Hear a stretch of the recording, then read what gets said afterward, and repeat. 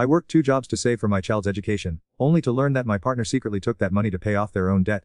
Then smiled and told me it was yous who paid. While watching me struggle to frame the truth, 3 days ago, I found out my wife of 8 years stole $47,000 from our daughter's college fund. The money I worked to the for. The money I sacrificed everything for. Let me back. This isn't just about money. This is about trust. This is about watching someone love look in the eye and lie so smoothly that question own sanity. For the past 4 years I've been working 2 jobs. Days at the warehouse, nights doing delivery driving. Weekends too when I could get them. My back aches constantly. I haven't had a real conversation with friends in months. I missed Emma's soccer games, her school plays, bedtime stories. Also we could give our daughter what neither Sarah nor I had growing. Sarah knew this. She saw me leave at 6 a.m. and come home at midnight. She saw me counting every penny, meal planning with coupons, driving a car that barely started half the time. She watched me turn down every invitation, every small pleasure, every moment of joy because we need to save for Emma's future. The separate account was my idea. I'm not good with money, never was. I figured if I put it somewhere I couldn't touch it easily, couldn't see the balance every day, I wouldn't be tempted to dip into it for emergencies. Sarah helped me set it. She had access for emergencies only. I trusted her completely. 2 weeks ago, Emma came home crying because her friend Madison was talking about college applications. Emma's only 14, but Madison's older sister got into state with a full scholarship. Emma asked if we had money saved for her college, and I got so proud telling her about our fund. Don't worry, sweetheart. Daddy's been working extra hard. I'll be able to go anywhere want. The smile on her face. Got the smile on her face. That weekend I decided to check the balance, just to see how close we were to our goal. Maybe plan a small celebration dinner for the family. We'd been eating pasta and rice for months. The $340 and that shit had nearly 50,000. I stared at the screen for 10 minutes, refreshed it, logged out and back in. Called the bank. The automated system confirmed it. My vision went blurry. My chest felt like someone was standing on it. I sat in my car outside the bank for 2 hours just breathing, trying to make sense of it. Maybe there was a mistake. Maybe it was a different account. Maybe someone stole our information maybe. When I got home Sarah was cooking dinner. Humming while she stirred spaghetti sauce. Emma was at the kitchen table doing homework, complaining about algebra. Normal family. Hey honey. Sarah called out without turning around. How was day? I couldn't speak. I just stood there holding the bank statement, watching her move around our kitchen like nothing had happened, like she hadn't just destroyed 4 years of my Sarah. Something in my voice made her turn around. Made Emma look from her homework. We need to talk. Can it wait? Dinner's almost ready. No, it can't wait. Emma sensed the tension. Kids always do. She gathered her books quietly and headed upstairs. Smart, too smart. I put the bank statement on the counter between us. Sarah looked at it. I watched her face carefully, looking for surprise, confusion, panic. Anything that might explain this away. Nothing. She just picked the paper, glanced at it, and set it down. Oh, saw. Not can explain. Not, there's been a mistake. Just acknowledgement, like I discovered she'd eaten the last cookie. Where is it, Sarah? Where's our daughter's college money? She turned back to the stove. Kept stirring. I had to use it. My credit cards were getting out of control. Had to use it. That money was for Emma. It was for the family. My debt was our credit score. Spent 4 years of my overtime. 4 years of me working too. Who spent it? We're married. It's our money. Our money. She said, or money, like she'd been working those double shifts. Like she'd been missing family time. Like she'd earned a single dollar of it. I trusted. She finally turned around then. And know what she did? She smiled. This small patient smile like I was being dramatic. I know we're upset, but I made the responsibles. My credit cards were at 23% interest. The college fund was just sitting there earning nothing.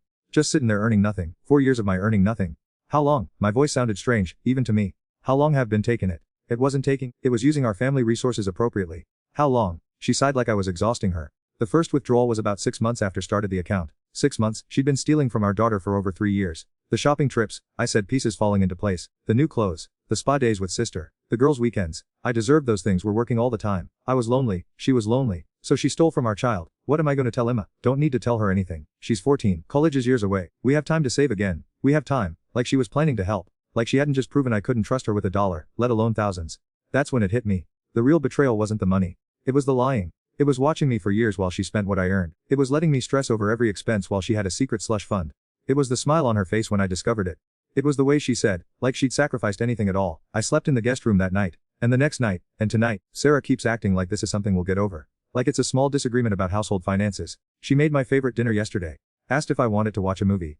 I keep thinking about Emma asking about college. About the pride in her voice when she talks about her future. About how I'm gonna look her in the eye and explain that mommy spent her college fund on purses and vacations. I keep thinking about the 4 years I lost. The conversations with friends I didn't have. The family moments I missed. The physical pain I endured. All for money that was already gone. I keep thinking about Sarah's smile when she called it, or sacrifice. And I keep wondering how long I've been married to a stranger. I don't know what happens next. I can't afford a lawyer. I can't afford anything. The woman I loved and trusted just stole my daughter's future, and she sleeps peacefully every night because she thinks saying, makes it okay. But the worst part, the part that's me inside, part of me still loves her. Part of me wants to believe her excuses. Part of me is wondering if I'm overreacting. That's what 4 years of lies does to, it makes doubt everything, even own justified anger. Tomorrow I have to go back to both jobs. I have to pretend everything's normal while I figure out how to rebuild what she destroyed. I have to look at my daughter and keep pretending her future is secure. I have to keep living with someone who proved I never really knew her at all. If we're reading this and thinking about betraying someone's trust for own benefit, Just remember this, it's not the money steal. It's not the lie tell. It's the person revealed to be when think no one's watching. It's been 2 weeks since my last post. 2 weeks since I discovered the theft. I thought the worst was behind me. I was wrong. So wrong. Know how they say the cover is worse than the crime? They're right. What I found out this week makes the stolen college fund look like pocket change. First, thank to everyone who reached out after my last post. Messages kept me sane. Some have warned me to dig deeper. We're right to be suspicious. I should have listened sooner. Last Friday, I finally worked the courage to tell my brother Mike. We were having coffee at the diner near his work. The same place we've been meeting for years when I needed to talk. I figured he'd be angry on my behalf. Maybe help me figure out next steps. Instead, he got this look on his face. This uncomfortable, shifting in his seat look. What? I asked. Nothing, man. This is rough, Mike. He stared into his coffee for a long time. How long did say this was going on? 3.5 UI. More silence. Then, remember when Sarah asked me about that loan? About 2 years ago. My stomach dropped. What loan? She said guys were having trouble with the mortgage. Asked if I could lend $5,000 to catch on payments. Said we're too proud to ask. I felt like someone had punched me in the chest. We were never behind on the mortgage. Mike nodded slowly. I figured that out when never mentioned it. When never paid me back. Gave her $5,000. I gave $5,000 or so I thought. 5,000 more. On top of the college fund. While I was working into the ground, she was borrowing money from my own family using my name. Mike, I'm so sorry, I had no idea. I know didn't. That's what makes this so messed pie. Why didn't ever ask me about it? He shrugged. Sarah said we're embarrassed. That made her promise not to tell anyone. I figured bring it when we're ready. The lies just kept getting deeper. She'd manipulated my brother's trust in me to steal from him too. When I got home that day, I was ready for another confrontation. But Sarah wasn't there. Emma was at her friend's house, and there was a note on the kitchen counter saying Sarah had gone to her sister's for the weekend. That's when I made the decision that changed everything. I went through everything. Bank statements, credit card bills, emails, text messages. I know it was wrong. I knowed her privacy, but after everything I'd learned, I felt like I didn't know the woman I'd been married to for 8 years. I had never looked. The credit card statements told the story Sarah didn't want me to see. It wasn't responsible debt management. It wasn't even shopping addiction like I'd assumed. It was another man, hotels for restaurants I'd never been to, jewelry I'd never seen her wear, gifts for someone whose name kept appearing on her Venmo transactions. Thanks for dinner. The spy day was amazing and, can't wait to see again. David from her yoga class. David who she'd mentioned casually over the past year. Just a friend. Someone to talk to when I was working all the time. 3 years of my overtime money. 3 years of missing Emma's childhood. 3 years of destroying my body with double shifts. Also she could play house with David. I found the messages next, hundreds of them. Going back 18 months. I could leave him but he'd never survive financially without me. He's so focused on work, he doesn't even see me anymore. I deserve to be happy. The money he's saving is just sitting there. We could use it to start over somewhere new. She was planning to leave me. Using my money, while letting me believe we were building a future together. But the worst message, the one that broke something in me permanently, was from 3 months ago. Is working so hard to save for Emma's college. It's actually sweet how dedicated he is to something that will never happen. I almost feel bad spending it, but then I remember how good make me feel. She thought it was sweet. My sacrifice was sweet to her. While she was stealing from our daughter to fund her affair. I printed everything. Bank statements, messages, transaction records. My hands were shaking so badly I could barely work the printer. When Sarah came home Sunday evening I was waiting at the kitchen table with a folder full of evidence. She saw my face and immediately went into damage control mode. Before say anything, let me explain. Explain what? The affair. The loans from my brother. Or the part where called my love for our daughter sweet while we're stealing from her. The color drained from her face. She realized I knew everything. What stole from our child to pay for boyfriend.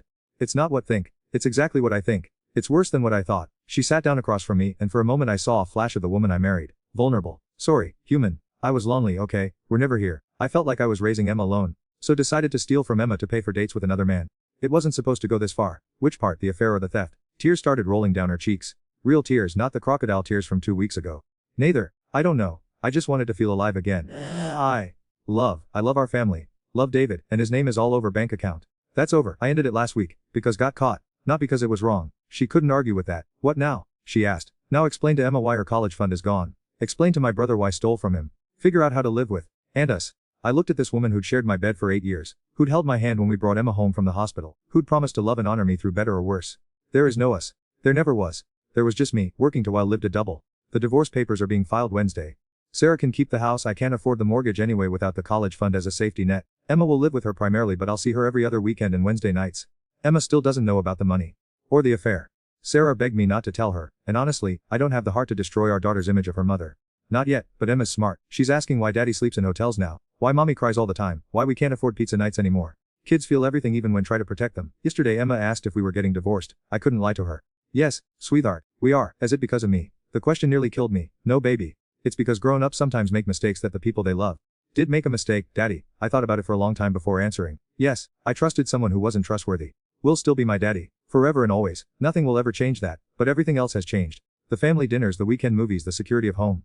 Emma's world is broken, and she doesn't even understand why yet. Sarah's been telling people that we're getting divorced because we grew apart. Like this was mutual. Like we both just slowly lost interest. She doesn't mention David. She doesn't mention the stolen money. She doesn't mention the 3 years of lies. Our friends don't know what to believe. Some of them are taking sides before they even know there are sides to take. Mike is furious. He wants Sarah to pay him back immediately. She claims she can't afford it because she needs to find her own place. The irony would be funny if it wasn't destroying my family. I start looking for a third job next week. Not because I want it but because starting over at 34 with no savings and child support payments means I have no choice. The warehouse is hiring weekend shifts. The delivery company needs overnight drivers. I'll take whatever I can get. I'm back to where I started 4 years ago except now I'm older, more tired and completely alone. The worst part isn't the money or even the affair. It's the realization that while I was building our future, she was planning her exit strategy. While I was sacrificing for our family, she was betraying it. It's knowing that every time I came home exhausted from double shifts, she was texting another man about how neglected she felt. It's understanding that my greatest act of love, saving for Emma's education, was seen as an opportunity by the person I loved most. I keep replaying the past 4 years in my head, looking for signs I missed. They were there. The new clothes she couldn't afford, the improved mood when I worked late, the sudden interest in yoga and girls' nights out. I was so focused on providing for our future that I missed our present falling apart. But even if I'd seen the signs, would I have believed them? Can ever really prepare for someone trust to systematically destroy? I don't think so. Trust isn't something give with conditions. It's something give completely, or not at all. Sarah took my complete trust and used it as a weapon against me.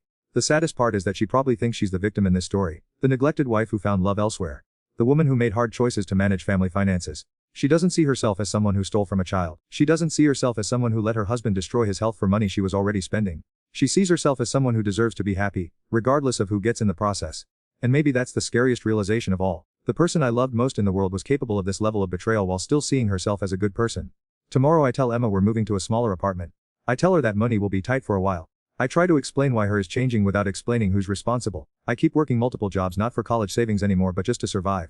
And Sarah gets to start over with David or someone new, while I pick the pieces of the she destroyed. 6 months later, and I'm writing this from a studio apartment that costs more per month than our old mortgage payment. Emma's asleep on the pull-out couch that serves as her bed during my custody weekends. She's gotten good at pretending this is normal. Too good. The divorce was finalized 3 weeks ago. Sarah got the house, I got the debt. Turns out there was more debt than either of us knew. Credit cards I'd never seen, loans she'd taken out using our house as collateral. David apparently had expensive tastes. The lawyer said it was cited financial destruction he'd seen in 20 years of family law. I thought I knew how bad things were. I was still learning. Remember how Sarah told everyone we grew apart? That lasted about 2 weeks. Small towns don't keep secrets long, especially when brother is telling people what really happened. When the yoga instructor mentioned seeing Sarah and David together for months before the separation. When mutual friends start putting pieces together. The truth came out in waves, and each wave hit Sarah's reputation harder than the last. First it was just, they're getting divorced. Then it was apparently she was having an affair. Then someone mentioned the stolen money. Then Mike started talking about the loan. By the time the full story made its rounds, Sarah went from sympathetic abandoned wife to community pariah in about 3 weeks. I could say it felt like justice. It didn't, it just felt like more destruction. Emma started getting questions at school. Kids asking if it was true that her mom stole money. If her dad was poor now, if they were going to move away. 14-year-olds can be cruel when they smell weakness. Last month Emma came home from my custody weekend in tears. She'd overheard 2 moms at soccer practice talking about Sarah. I always wondered how she afforded those designer bags on a teacher's salary. And all those spa weekends while her husband worked 2 jobs. Those poor kids never know who their parents really are. Emma asked me if everyone in town thought her mother was a bad person. What to say to that? How to protect child friend while still being honest? People are complicated, sweetheart. Mom made some bad choices but that doesn't make her a bad person. Do think she's a bad person? I paused too long before answering. Emma noticed. Do think that? I think she people she should have protected. I think she broke promises that mattered. But she's still mother and she loves poem. If she loved me, why did she take my college money? There it was. The question I'd been dreading for 6 months. Emma had figured it out on her own. She'd been listening at doorways, piecing together conversations, doing the math that a smart 14-year-old can do when her world falls apart. She made a mistake, a big one. A mistake is forgetting to pick me from practice. This was stealing. My daughter called it what it was, stealing. No euphemisms, no excuses, just the truth in its simplest form. Yes, it was. A lot. How much, Dad? Almost $50,000. Emma was quiet for a long time after that. Then will I be able to go to college? I don't know, sweetheart. I'm working on it. Are going to have to work 3 jobs now. The fact that she was worried about me working more jobs, not about her own future, broke my heart all over again. We'll figure it out together. But honestly, I don't know how we'll figure it out. I'm already working 50-hour weeks at the warehouse plus 20 hours of delivery driving. My back is, I haven't had a weekend off in 4 months, and I'm still barely covering rent and child support. Sarah, meanwhile, is living in a nice apartment across town with David. They make no effort to hide their relationship anymore. Emma sees them together during the week, watches her mother play happy family with the man who helped destroy ours. Mom seems happier now. Emma told me last weekend. How do you feel about that? Confused. If she's happier without us, does that mean we made her unhappy? Kids blame themselves, always, even when the adults around them are completely responsible for the mess. No baby. Never made anyone unhappy. Some people don't know how to be content with what they have. We're happy. Before. I thought about this for a long time. Was I happy working double shifts? Was I happy missing family time? Was I happy being so focused on the future that I missed warning signs in the present? I was happy because I thought we were building something together. I thought the sacrifices meant something. Did they? They meant something to me, and they mean something too. That matters, but does it? Does my sacrifice matter if it accomplished nothing? Does love matter if it's not reciprocated?